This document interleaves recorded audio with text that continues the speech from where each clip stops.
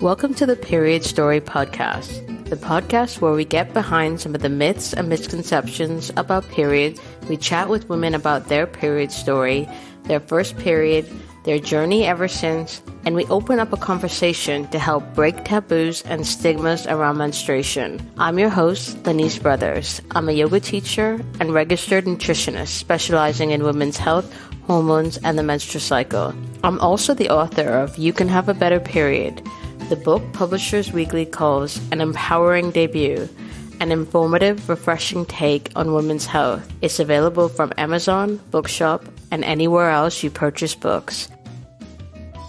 You have to listen to today's episode with Sateria Venable, the founder and CEO of the Fibroid Foundation. Sateria shares her story of navigating life with very heavy periods, haemorrhaging, altitude-associated bleeding, and fibroids. Sateria's story is very powerful, and she has grown the Fibroid Foundation out of her own very painful experiences, something she describes as very cathartic. Enjoy today's show. I'm so happy to have you on the podcast. You are doing really incredible work in the fibroid space, and I've wanted to have you on the show for a while. So I'm happy that we had this opportunity to have this conversation. So let's get into the story of your very first period. Okay, well, thanks so much for having me, Lanice. I consider you a rock star, and you're one of our most valued alliance partners. So I'm really grateful for your partnership across the pond and your friendship.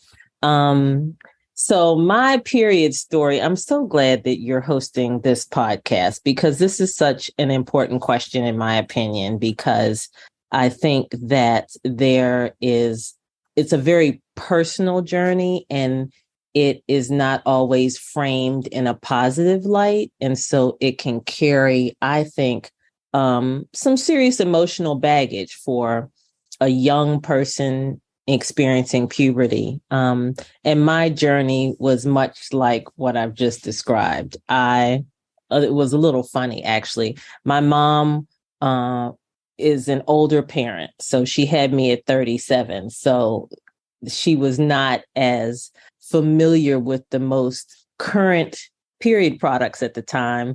And it had been so far removed from her experience that it was just kind of humorous. So I had pain on my right side about a month before my 12th birthday, and my mother thought I was having an appendicitis attack.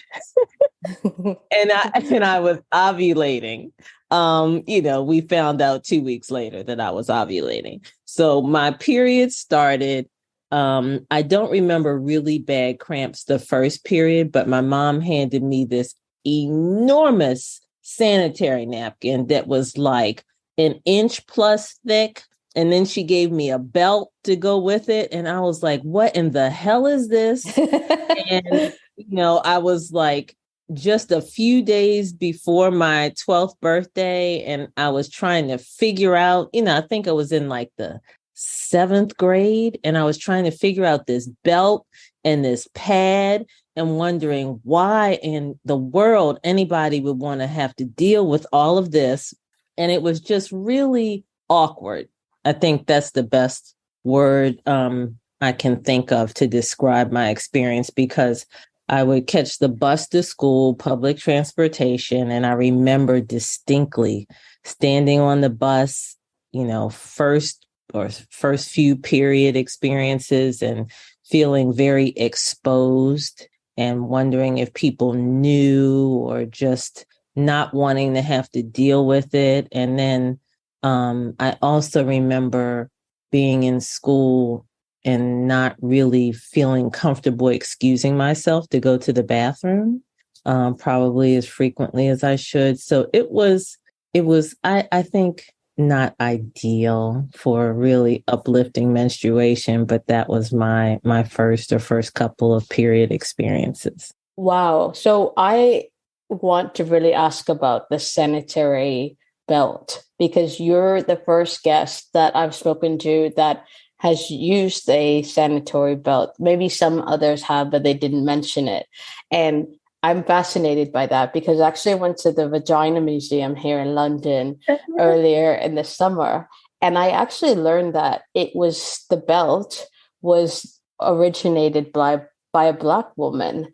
And they went through the whole history of it. So, and then they had an example there. And I just remember looking at it in complete fascination because it just seems so foreign compared to what we have on the market now. So can you just talk a little bit more about how it works using the belt? It seems far away from me as well because I didn't use it for long because I hated it. I went and found some more current products, but it was like a woven kind of, it wasn't gauze. It was more like a cotton woven panty that you step into, and the sides were just like a little less than an inch wide, and they went kind of up over your hips in kind of like a thong kind of shape to hold the pad in place.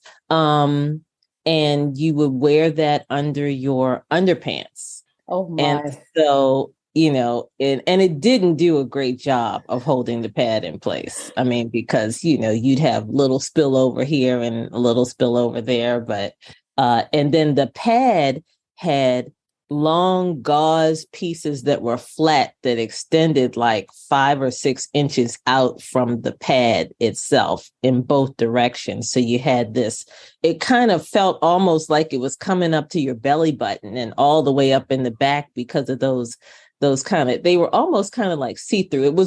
So there was a huge cotton section or whatever that was was the base of the pad.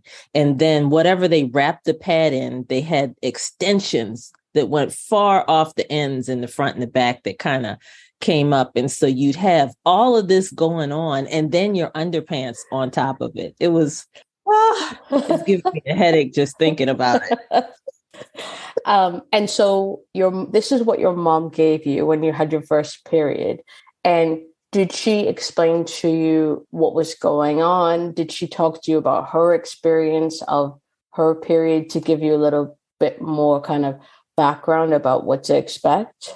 She didn't talk much about having your first period and what that means, but she did tell me all the horrible stuff. Like I had seen, so I guess when my period started, my mother was 49. And I had seen her have some very just painful period experiences. And she told me about how horrible her cramps had been when her period started, which I think she meant well, but, I think that added to the horror of it all. So you had this experience where you were given this belt and a big bulky pad, and then you went and found something that was a little better for you. Mm-hmm. And then how did you learn more about periods and ovulation and everything to do with menstrual health? From my friends in school. I remember my friend in the 6th grade who was the first person that I knew to start her period. And so we were all kind of like in awe, like, oh, wow. And we thought at that time that was something we wanted to be in that club, like have a period. And then once my period started, I'm a person who I felt my ovulation every single month. And so I started to learn my body. It would tell me that, okay, you're ovulating right, ovulating left, 2 weeks later, period's going to start. And I also had friends who had really bad cramps like me. So one of my friends would have some really strong Motrin, not the over the counter, but, prescription Motrin. And she would give it to us because our cramps were that bad. She would give us the Motrin in school. We were in school popping Motrin for the cramps. So we would, amongst us, my little core unit of friends, the ones that had really bad cramps would share information. And that's how I learned to adapt to and understand what was happening. But my general expectation sadly, was that it was going to be terrible. And that's what it was, because of what I had seen and the family stories that went back to my great grandmother of terrible periods. So your periods, you had that expectation, and then your periods were terrible. So you mentioned really bad cramps. What else about your period was not so great? I think it was the social impact, the awkwardness. I specifically remember being 15 and going on a date. I think I was almost 16. And I had this cute pair of white shorts that I wanted to wear that I had just gotten.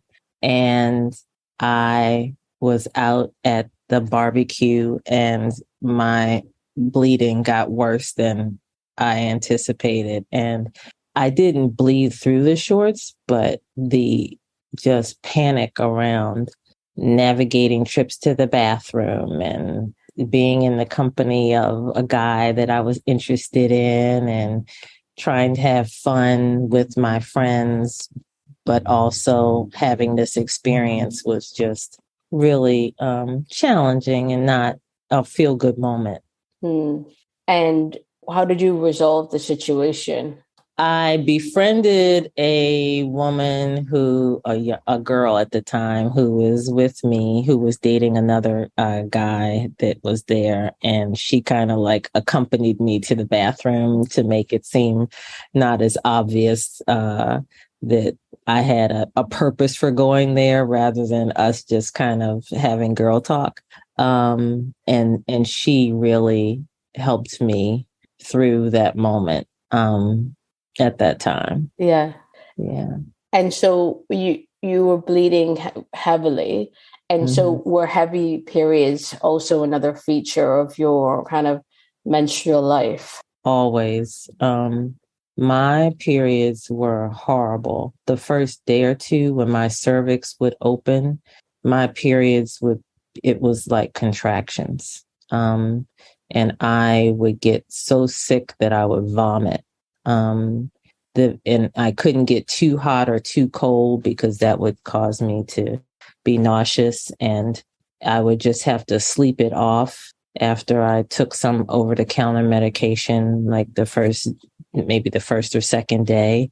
And then I wouldn't be in pain, but I'd be dealing with heavy menstrual bleeding. And I remember not having a sensitive ear in my high school teachers in like the 9th, 10th grade if I needed to leave school to go home because I was so sick from the period pain.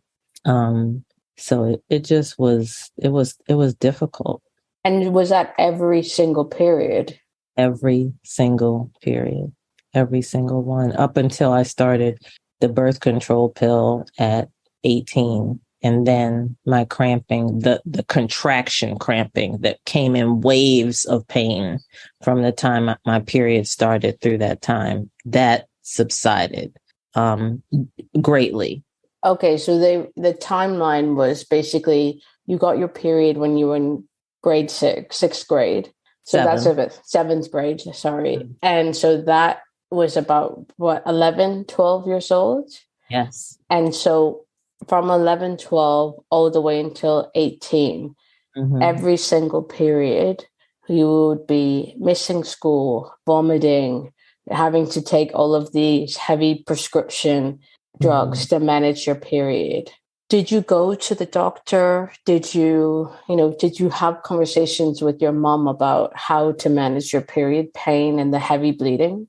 No, I didn't go to the doctor. My mom would come home from work and I'd be in the bed curled up in a ball from having left school, and she'd just be like, "Oh, poor baby, what do you need?" And that was the extent of the conversation. It was like, okay, this is life. Right. Yeah.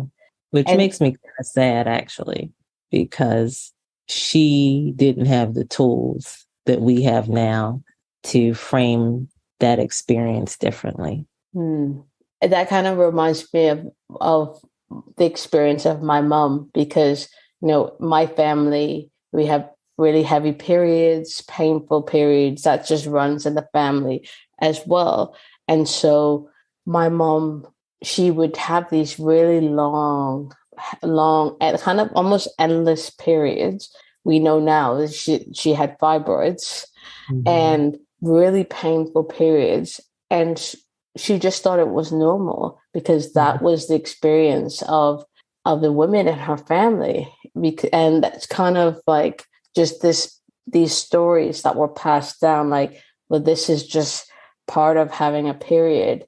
And it's so fascinating that now we have all the information now to kind of break that cycle. Exactly. I totally agree. It's really just, it was the norm.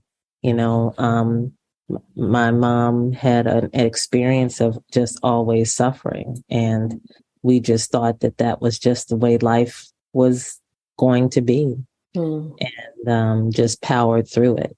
And existing in workspaces and school spaces in pain was seemingly our plight. Yeah. And so going back to when you were 18, you went on the pill. And what was your experience of going on the pill? My experience of going on the pill was great because I could, and I knew when my period was going to start. I could plan for it better. I wasn't in as much pain, and it made my periods a little lighter. So that made that worked for quite a few years until it didn't. Okay, so that's interesting. So there's a narrative at the moment about the pill, and a lot more people are realizing some of the side effects. But for you, the pill worked, and it did what the doctor said it was going to do for you for how many years? And then just say a little bit more about what you said about it worked until it didn't. Sure. So, those moments in life, kind of like with me standing on the bus when I first started my period, there are things that happen in life where you remember exactly where you were. And I think I took the pill off and on from like 18 to 31. And it was mainly to control bleeding for my heavy menstrual bleeding. So I was living in Chicago, and I was walking toward the bus stop to go to work. I was 31, and I felt blood, and it was not time for my period to start. And I was on the pill at the time, and that was breakthrough bleeding. And that was my first experience of breakthrough bleeding. And I thought in my mind that, because I'm always trying to figure out how to resolve this, what can I do? And I thought, okay, I think that if the pill's not working anymore, that my body can hold the blood back between periods better than the pill can. So I stopped the pills without consulting a doctor, without anything else.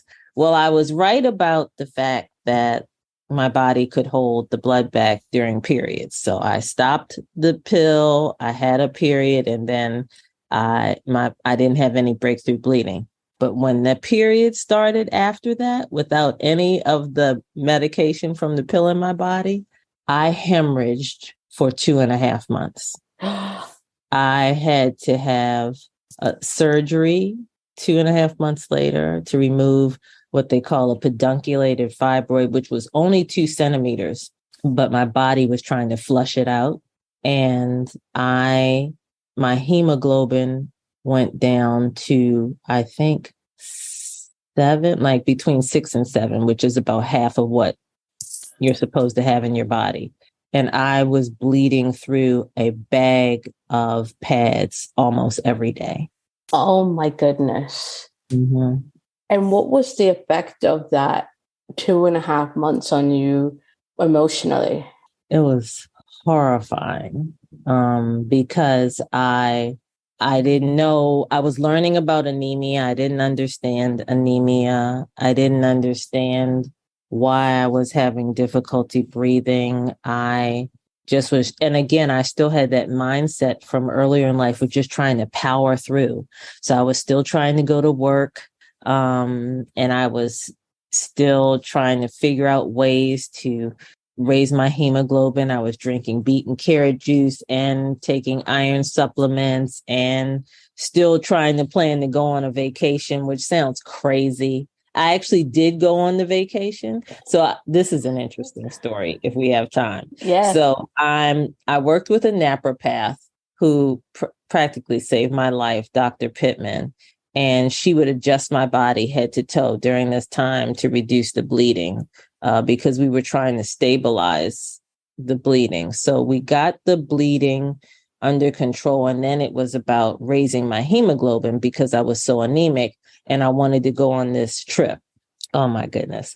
So she said, okay, if your hemoglobin gets to 9, you can go on the trip. But if it's below 9, you cannot go. So I'm drinking beet and carrot juice and every day and taking an iron supplement that was organic so that it didn't constipate me. So I got my hemoglobin up. We got the bleeding to stop. I get on the plane, and unbeknownst to me, I was going to a higher altitude. Well, naturally in the plane, but my ultimate destination was a higher altitude. 1 hour into the flight, I started bleeding because of the altitude. And when I got to my destination, which was Colorado, the hemorrhaging started and it would not stop. So I had no experience of altitude associated bleeding prior to that time. So long story short, I was back in Chicago a day later. I had to leave. I had to come back. And as soon as I got off the plane in Chicago and took in a breath of air when I deplaned, I started feeling better because I wasn't at that higher altitude that was thinning my blood, that was making me bleed. But then after that, I still had to have another surgery. Lenise, it was an absolute mess. I mean, I want to talk a little bit about altitude associated bleeding because I know that there will be some listeners who would never have heard of that before. So when you go to different altitudes, a higher altitude, the body needs more oxygen in order to breathe. And if you already have low hemoglobin, so the protein that pushes oxygen through the blood, talk a little bit about the link between the bleeding and the hemoglobin and the altitude. Well, you actually described it better than I've ever heard it described before, because my doctor at the time said, I can't help you. You just need to come back to Chicago. But because as you mentioned, your blood thins because of the altitude to adjust to the higher altitude, you are really susceptible to more bleeding. And I really, when I got to Colorado, my symptoms were worse because of the altitude. I actually was seeing stars, which I had never seen before. Like my hemoglobin was that low. I was walking in the grocery store looking for more pads because I hadn't brought enough because I had stopped, bleeding before I left. And I was walking in the grocery store seeing stars because I was losing that much blood that fast and becoming anemic again. So it was very scary. And you went back to Chicago and then you had another surgery shortly after that. And what was that surgery for? That was my second fibroid surgery, and it was a laparoscopy where they enter your vagina and loop out with a heated implement the fibroid. And it was a 2-centimeter small fibroid that was extending into my uterine cavity that my body was trying to flush out. I had other fibroids, 2 other ones, but that was the small 2-centimeter one was the really troublemaker. And people think that when they hear fibroids, that it's the large ones that are the catalyst for all the bleeding. It doesn't have to be. It is contingent on the location, whether or not it's pushing on the wall of the uterus and opening up blood vessels, or in this case, it's extending into the uterine cavity, that it can wreak havoc even in small sizes. So talk a little bit more about your journey with fibroids. You have founded this amazing charity called the Fibroid Foundation, and you do incredible work, like truly incredible work. And, I remember when we first connected, I was so amazed because, I have a personal experience of fibroid in that my mom had surgery. She told me the other day about how she had a partial hysterectomy to remove a fibroid that was the size of a grapefruit. But then she didn't know any more details. And I was asking her, and she was like, yeah, I had that partial hysterectomy and that was it. And I find that so mind blowing because, it's, I just crave information, but I digress. So I am so curious about your journey with the fibroids because, when we stopped after your trip to Colorado, that was your second fibroid surgery. But when did you first learn that you had fibroids? I was 26, and even due to this intense family history, the bleeding got to be too much for even me. So I went to the doctor to find out what I could do. And she said, you have a fibroid. She didn't tell me what it was. She said, you had have a fibroid. And I immediately thought cancer and felt like very fearful. And she said, the best treatment is a hysterectomy. And I was like, what? Like, the best treatment is a hysterectomy. I'm 26 years old, no kids, and whether I have kids or not is a non-issue, which is something that I talk about all the time. It's like, what quality of life and keeping a body part, is the priority here. So I actually found another physician who told me that they could remove the fibroid through a laparoscopy, but they couldn't guarantee that they could close my uterus after they removed what was then, I think, about a 5-centimeter fibroid on top of my bladder. So we scheduled the surgery and they prepped me for the surgery, and they tried to dilate my cervix prior to the surgery. And so I'm walking around the hospital trying to have my cervix dilate, which is one of the most agonizing experiences that I can ever describe. And I get into surgery. This doctor didn't know what she was doing. She punctured my uterus with the implement and had to bring me out of surgery, and no fibroids were removed. So I had flown my family into town, prepped for 3 months on medication for the surgery, was high as a kite from the drugs from the surgery, came out and they told me that nothing was done and we were at square one. So after that, naturally, I was incredibly fearful about surgeries, which is why I had that experience of the breakthrough bleeding and tried to figure it out on my own. The second surgery was successful, and I still didn't understand the correlation between diet and hormones and fibroid growth. So I was eating the same things. And so from my experience has been that after every procedure, 9 months later, my body has grown more fibroids and that I'm experiencing more heavy menstrual bleeding just like before. So I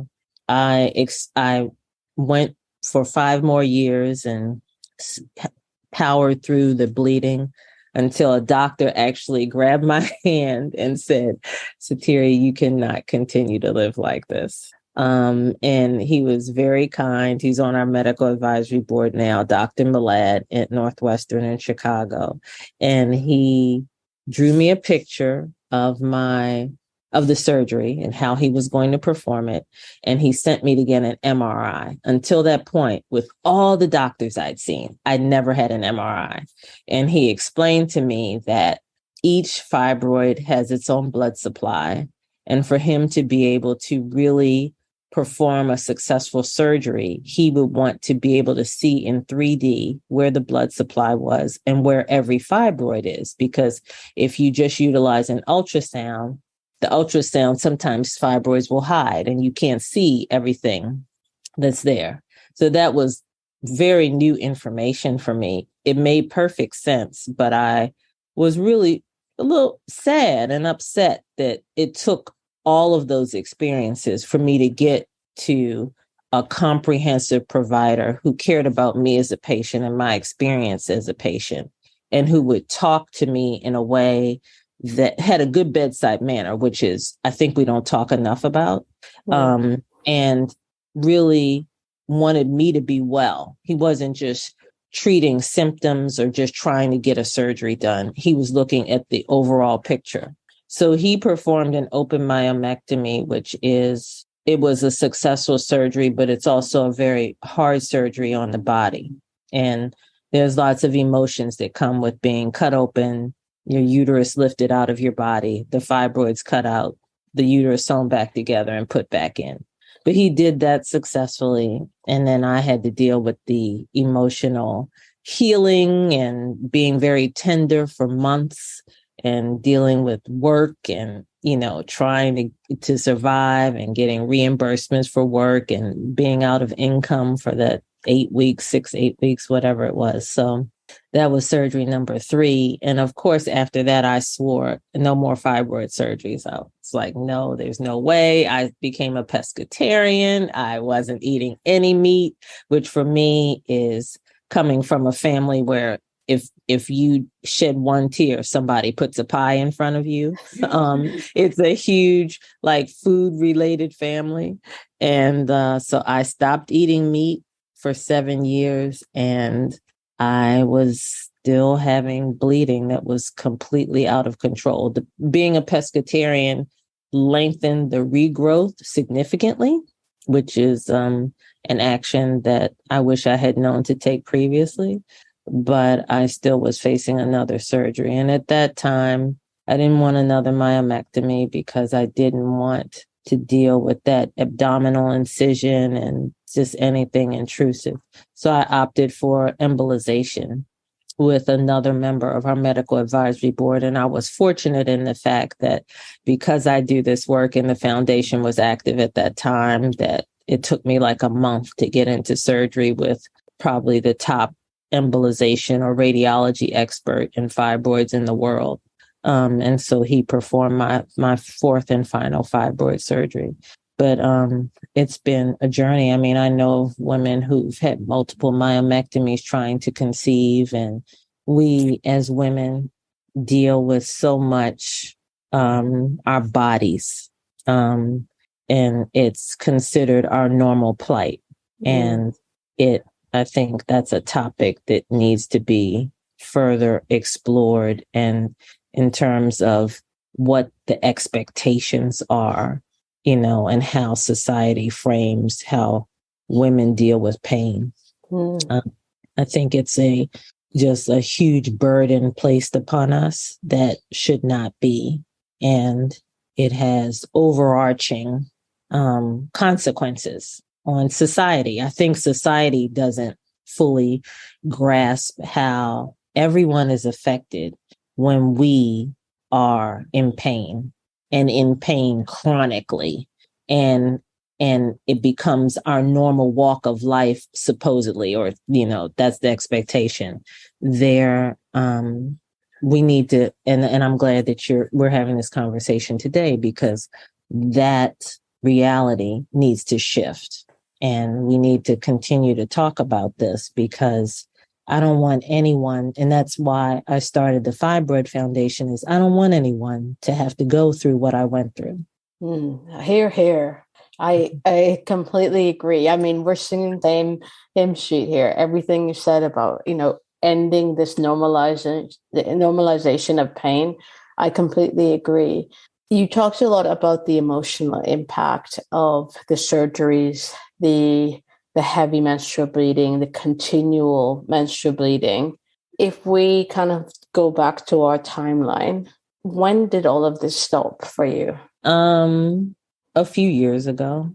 My last hospital visit, oh my goodness, was 2018.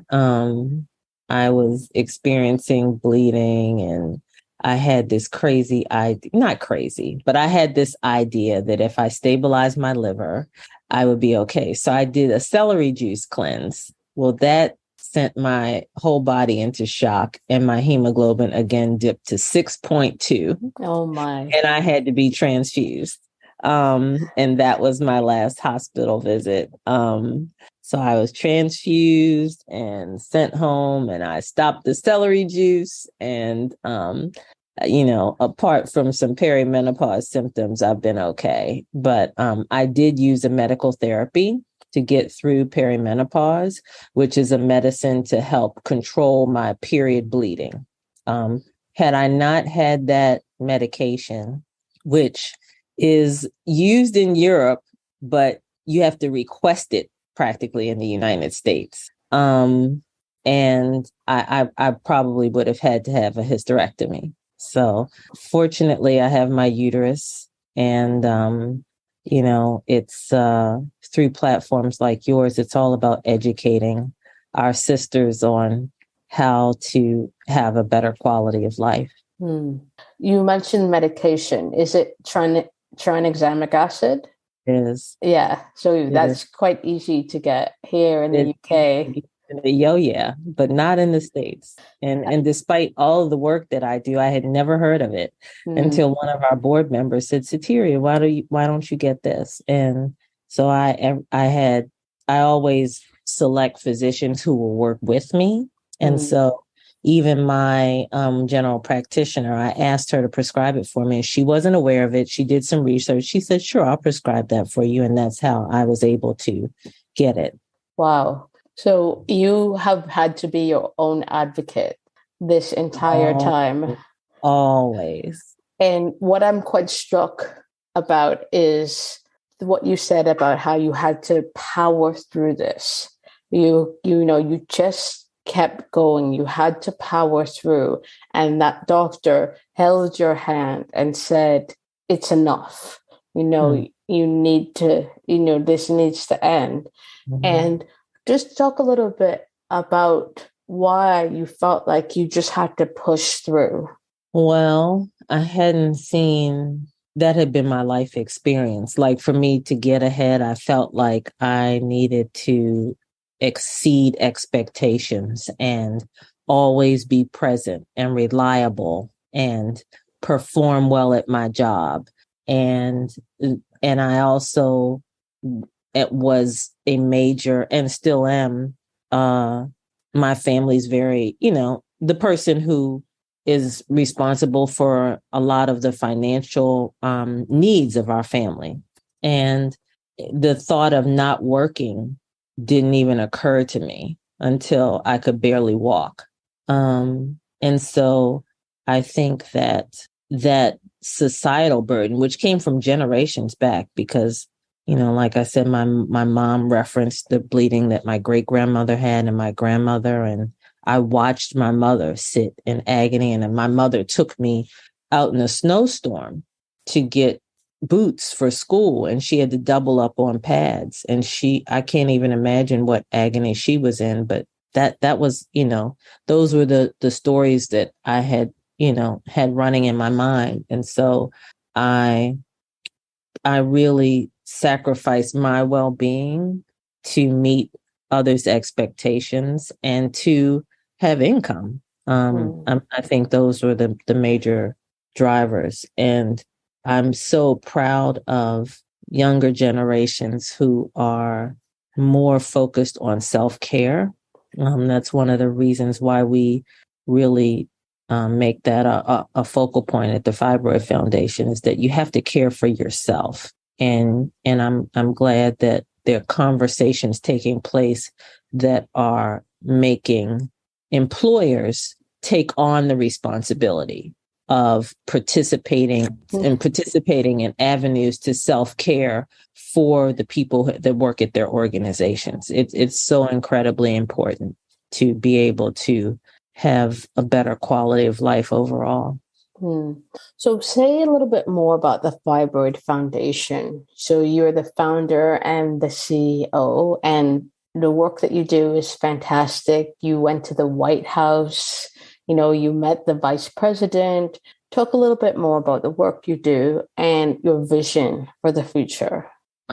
Well, I feel very fortunate to be able to see the Fibroid Foundation grow out of an experience that was so painful. And that is very cathartic for me personally. And being able to actually speak with our community members and see how our information is helping them is probably at the height of gratification for me when I think about the work that we do. So we really focus on four major areas, which are education and information for treatments. We focus on legislation. We initiated the advocacy efforts for the introduction of the fibroid bill, which will be $150 million of fibroid research funding here in the United States, which the hope is that that research will then parlay into other research efforts and provide more information globally. Because even though a lot of the work that we do is US based, the goal is definitely to have a global impact. We bring the patient voice to research. So far, which I cannot believe, Lenise, I've co-authored 12 medical papers as a non-physician. And wow. We are focused on designing research studies as co-PIs with our medical partners to bring forth the patient voice, because the patient voice is pivotal in all of this. And lastly, but not least, is innovation. We're always looking at ways, like I said, medical therapies, but the patient voice needs to be in that as well, because the well-meaning developers of the innovations don't have the experience most often of the therapy and how life, transpires when you're taking it, when you're preparing to take it, or the surgery. And so we always need the patient voice present. And I'm actually following in your footsteps, and I'm writing a book called The Patient Voice. Oh, fantastic. I can't wait to read that. So I hope to have that out next year. So fingers crossed. Fantastic. So if someone's listening to this and they suspect that they have fibroids, but they're kind of hitting a brick wall in terms of diagnosis and treatment, what would you say to them? I would say keep the faith, find a trusted resource. Don't just take information wherever you find it because you're fatigued. I understand fatigue and I understand the fear of experiencing some of these symptoms, but make sure that the source that you find is verified, trusted, has reliable resources, who are licensed, whether you go the holistic route and or the medical route. I advocate both. I think you should have what I call your toolkit of wellness providers that have medical expertise and holistic expertise, and both should have credentials that you really vet carefully. But talk to people, find those resources, interview the physician, advocate for yourself. Don't be afraid to ask questions, because you're the expert in your body.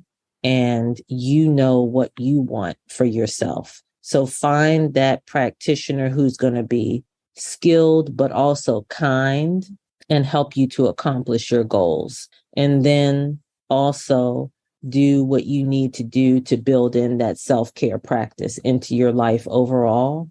Try to get your partners engaged, to bring them to appointments with you, because that partner support is important.